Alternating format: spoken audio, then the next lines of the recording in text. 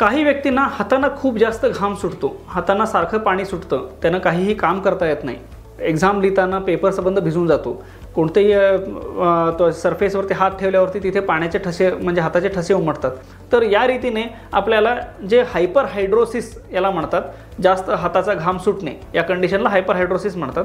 तर अशा व्यक्तींमध्ये आपल्याला काय करता येतं, तर अशा व्यक्तींमध्ये आपण बोटॉक्सची मेसोथेरपी म्हणून देतो।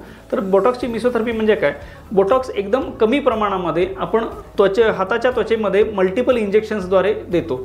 तर याच्याने काय होतं की जे त्वचाच्या जे घामाच्या ग्रंथी आहेत त्याच्यावरती ते परिणाम करतं आणि त्याच्यात जे स्नायू आहेत त्यांना ते रिलॅक्स करून टाकतं आणि त्याच्यामुळे हे घाम जो सिक्रेट होतोय त्याचं प्रमाण कमी येतं आणि त्यामुळे हे सारखं जे जास्त पाणी सुटणं हा प्रकार आहे हा कमी होऊन जातो।